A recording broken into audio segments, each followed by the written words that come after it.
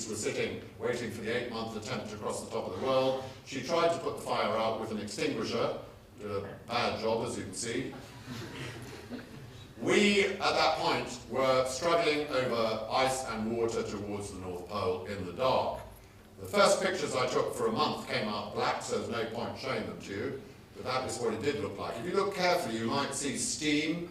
That steam is coming from open water. It's a very lethal area to be in, particularly in the dark. Eventually, pretty skeletal, the two of us reached the North Pole and became the first human beings in history to reach both poles by surface travel. When we got there, we put a flag there, because people do, but it's pretty stupid. Within an hour, that flag is going to be half a mile from the pole, because the ice is floating around on top. If you go there and you want to put your flag there, dig a hole through the ice, probably 8 foot deep, and then swim down 17,000 feet to the seabed and put your flag down there and it will stay put. We did not do that, but when we got to that point, we knew that we wanted to go to Greenwich, which is down there, which is due south on the compass. Sadly, so was every other possible destination in the entire world. And this caused considerably a bad feeling and argument between the two of us at that point. We didn't get 1,500 miles down towards Greenland, which we wanted to do, because then at the edge the ship could penetrate to rescue us before we fell in. We only got 350 miles because the breakup began early. You might say, what the hell's the breakup? Well, the ultraviolet rays of summer weaken the ice. So if you get a storm, which you don't know about, 100 miles away, it will start a huge tsunami movement of ice. And heavy old ice will break up many square miles of newer ice, which are probably camped upon. Very frightening. You hear the roar a long way away. It becomes like Concord coming for you. Fractures everywhere, like if you drop a jigsaw puzzle on concrete. Not good for people with too much imagination. We were out there for 8 months floating around. This is why you want people with no imagination, which is why we take ex-military people. If you're sitting, as we had to, in a tent on an ever-decreasing ice flow, you don't want to get bored, which we did not, because Charlie, over on the left there, had a solar panel which gave us enough power to listen to the BBC World Service for 2 minutes a day, if there was reception. And one day, Charlie, with his headsets on, said, the United Kingdom is at war. So I said, who with? He said, oh, I didn't get that bit. We sat for 5 days of bad radio reception, arguing the hell we could be at war with. Obviously, we presumed that it was France, but we had no clue. When they said that it was 5 days later we had reception and they said it was Argentina, we thought that was just a stupid BBC joke. No rationale. We also did not get bored because of visits. In the tent, you do not know they're there. They're very quiet. Then you smell bad fish and you know there's one there. One of you will get out with the Nikon F2 camera, the other one with a 44 Magnum revolver. Up there, they will go for you. They're very hungry. You go for them if the tables were. They're killed down by land, so when they get up there, they're very hungry. When you are attacked by a polar bear in those circumstances, the best thing you can do, really, is to shoot it. Now, if you do that, you will be put in prison immediately by the Canadian police. Well, you would if there were any out there. Before you leave Canada, the bear shooting rules, you do not shoot unless they start to attack you from 10 meters. And even then, you're not allowed to shoot them unless the body language is aggressive. Well, how do you tell that? On page 80, it explains that an aggressive bear's tail will always be at 45 degrees to the ground. But when you get charged by them, you cannot see their tail. They also point out that only 10% eat humans, but you can't ask them which percentage they belong to. Our main worry was that our ice floe was getting smaller and smaller as we headed south, and we patrolled every day to see where the new breaks would be. Message down to Southampton for the ship to come and rescue us early, and they did try early, which was dangerous because the ice was too hard and cracked the hull open, and they began to sink. Cleverly, they rammed ice so that the hole was in the air, and the Scots engineers with oxyacetylene did temporary repairs, but they, for 2 months, had to go back to Spitsbergen for proper repairs, and we really panicked because we were being sucked into the most dangerous ice zone in the world. Eventually, they tried again and got stuck 18 miles away, and that was the most lethal 18 miles of the entire 8 months out there. We had 5 years earlier, in case this happened, designed very like canoes with skis, but as it turned out, we never dared get into them. We were too weak. The ice moved faster than we could and would crush us if you were inside the canoe. Luckily, we did reach the ship. If you look carefully, you can see us just down to the left of the ship there, arriving after 8 months out on the frozen top of the world. When we got onto the ship, human beings, for the first time in history, and the last, had been around Earth on its axis. We got back to Greenwich about 6 weeks later, after the ice allowed us out. That's the patron Prince Charles with us down at Greenwich. And we arrived within 2 days of the date planned 10 years previously by Ginny. We kept the team together because everybody had experience. And in the 1980s and 90s, we moved to, our rivals were trying for unsupported records to north and south. We beat them pretty much every time for 9 years. British Aerospace made new design of very ground pressure light stuff so that we could move over Nylas ice. If you trod on that stuff, you would go through and it would go over your head at 3 miles an hour. We were able to steal one on our rivals because of that technology. We could tie 2 sledges together with no amphibious gear apart from a couple of paddles and even go over newly forming Shugo, which was lethal, as long as your balance was good. And then in about I can't remember exactly when, the early 90s, we discovered the Norwegians were going to try to do it from the Soviet Union. I quickly banged off a letter because Gorbachev that year announced Glasnost. Dear Mr. Gorbachev, can I lead the first Western expedition from Siberia? Till then, we all went from the North American Canadian coast to the North Pole, but what about Russia, where the current actually goes towards the pole? Gorbachev said yes, but the only place you can set out from, where the ice comes past Siberia at the right rate, was Cape Artuchisky, which on that globe of the world is up the top. I was made to sign a contract that while we were there, because it was a secret Soviet missile base, I would take no photographs. I did not, the other members of the team did.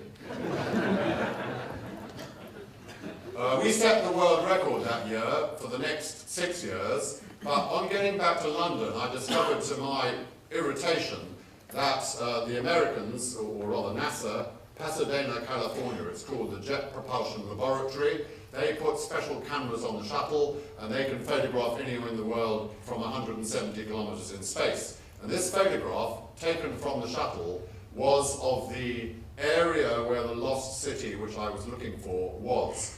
I'd been looking for it by then for 24 years. I was about to find it, and it was extremely annoying having NASA with high technology that I had no access to getting in on the app. They might find it first, which would be very irritating.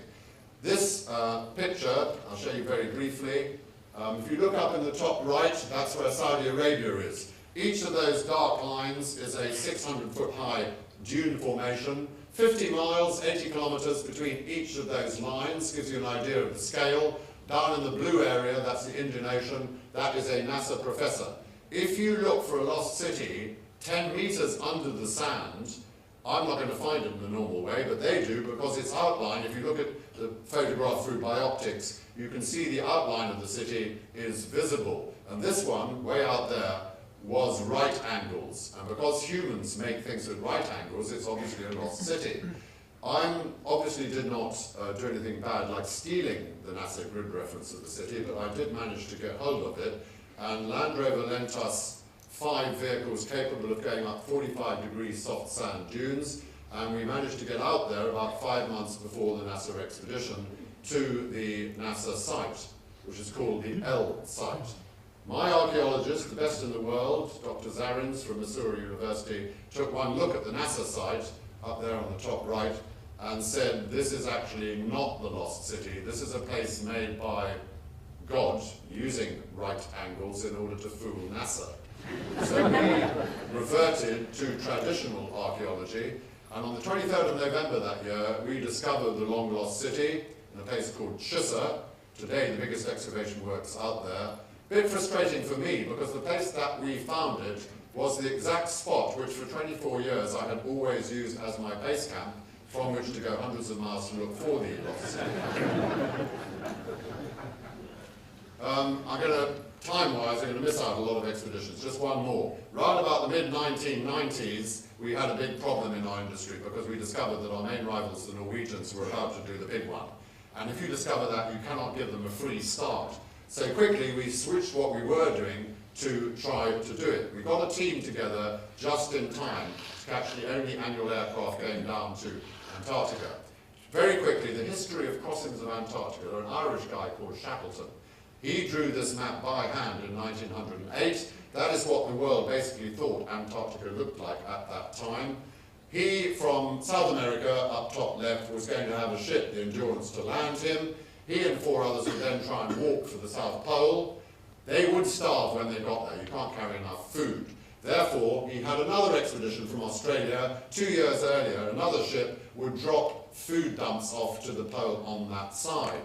Shackleton's famous because he never lost a man. That's a load of rubbish, because you were discounting the people from that side, all of whom were killed. If Shackleton had reached the pole, he would have died of starvation. But at least that was the first plan to cross the continent by a pincer movement from both sides of the world. That was first actually done in the 50s by a joint expedition paid for by the UK and New Zealand governments, led by Sir Edmund Hillary, who previously climbed Everest 2 years previously, and Dr. Fuchs from Cambridge, the European top polar man. They used those vehicles to reach the pole from both sides of the world and then go out on Hillary's inward route. But by the 90s, when I'm talking about, the only 4 expeditions ever to cross, all using air support, had been our own Blue Line, north-south. That was part of Ginny's Round the World expedition. The Red Line going west-east in 1990, an American expedition, cost $15 million, and on the right-hand side was supported by Russian heavy vehicles and Hercules 130s on the left. That was a great expedition consisting of 6 teams from different countries using dogs. And lastly, there was the Yellow Line, which was the world's greatest climber from Italy, Reinhold Messner, together with Arvid Fuchs from Germany, their top polar man. All 4 of us used air support. Now we're talking of doing it with nothing at all except what you carry on day 1. Now, if you want to try this yourself, get your bathtub outside your house and put 3 of your fattest 6-foot friends into the bathtub and drag them for 2,000 miles over sand dunes. That is what we're talking about, and it uses a lot of calories. We just managed to reach Antarctica's biggest airport. That's the control tower on the left-hand side. We took 2 aircraft for 1,000 miles to reach the start point.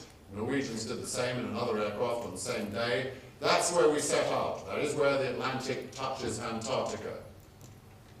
That was our equipment. The aircraft said goodbye, see you again 2,000 miles away. You have got to carry 500 pounds each. That's 1,000 pounds between 2 people. You use a lot of calories. Now, my colleague, Dr. Stroud, is Europe's top physiologist, specializing in studying the effects of starvation on the human body. So he's in his element on this expedition. He monitored scientifically our daily output, which averaged 8,500 calories a day each. If you run a marathon, you use 2,000. So we were, in effect, running 4 marathons every day for 97 days with no rest day. You get skeletal. You can only carry 5,000 calories, so you have a daily deficiency of 3,500 calories, which is even more than Weight Watchers would recommend.